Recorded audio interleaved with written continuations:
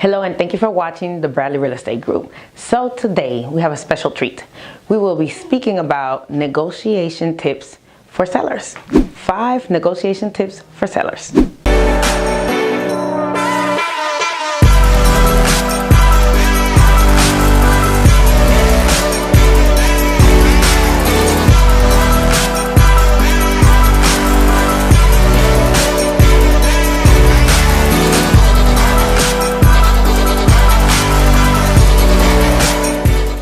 Thank you so much for watching.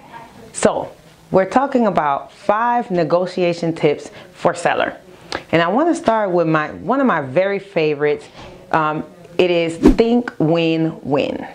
So we are programmed to think that in order for us to negotiate or be great negotiators, that it has to be win-lose. Jasmine, what do you mean by that?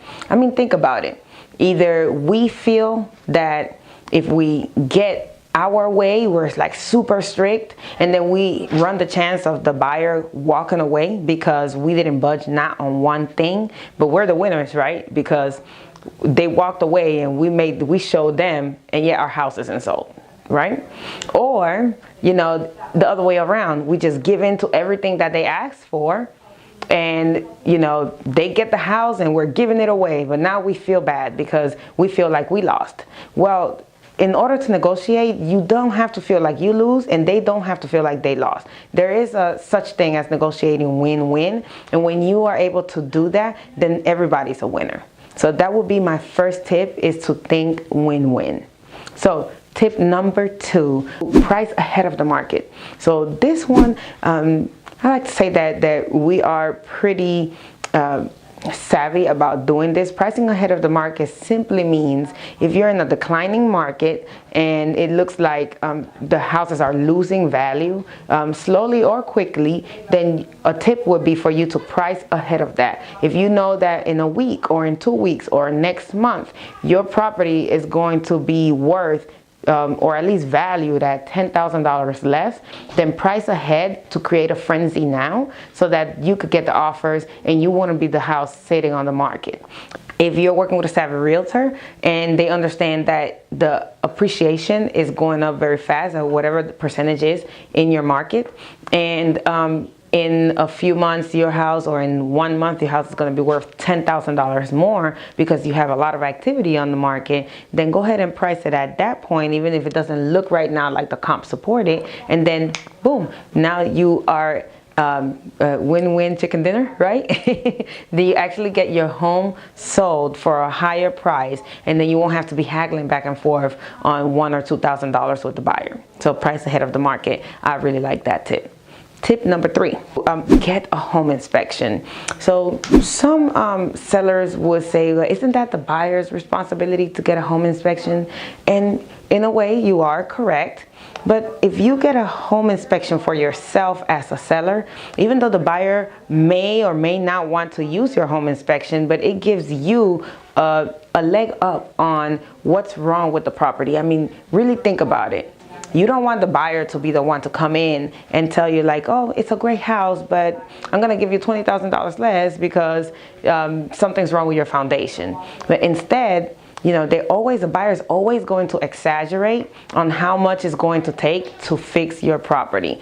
Something simple like paint, right? Like painting something on the wall, it might cost you like $100, but a buyer might come in and they try to make you reduce your price by $1,000 just because they feel like they have to come in and do the work. And it may not be that they're doing it out of malice.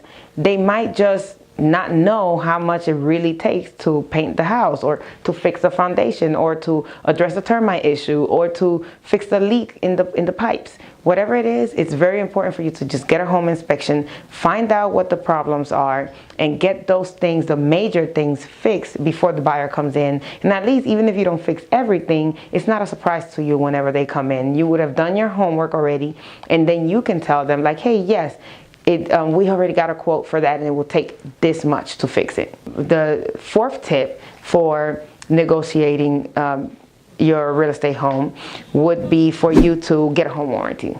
So this is why this is important.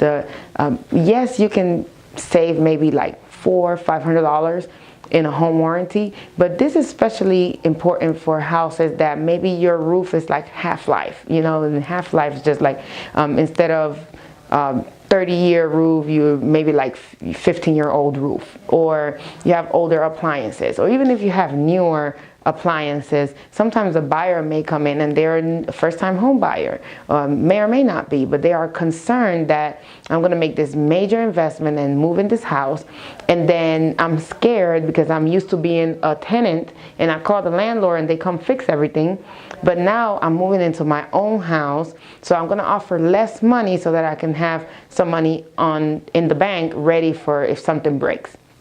You can ease their mind, and you might be able to get a little higher price for your property by just offering a home warranty. You can easily say like, hey, I understand your concern, but if you call this home warranty, it's just $100 service call and they come and fix the problem. So if you do that, you might be able to get a higher price, or it might even help you save money. And instead of replacing the whole furnace, now you can just say, hey, you have the home warranty. If it breaks, because it's still if, then you can just call the home warranty and you will be okay. So I will say that a good tip will be for you to buy a home warranty, offer a home warranty, and then that will help ease the buyer's mind, and you will be able to get more money for your house.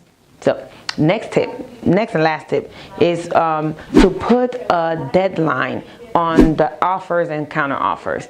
So this is important because let's say the buyer offers you a certain price for your home, and if you don't agree with that and you counter offer the buyer without a deadline, and another offer comes in that's better, you cannot accept the other offer until the buyer either counters back, and at that point then it's fair game, you can accept the other offer, or they decide to just walk away. So you're kind of like, your hands are tied and you can't accept any other offers, even if they're better, until the buyer responds with either accepts your counter offer or responds with any change to the offer. So my suggestion would be make it seem like, hey, you know, my house is hot, it's still on the market, it's trendy, there might be some competition. Create that illusion that there is more competition by adding a time frame to your offers and counter offers, and that way it forces them to make up their mind quicker, and then you will know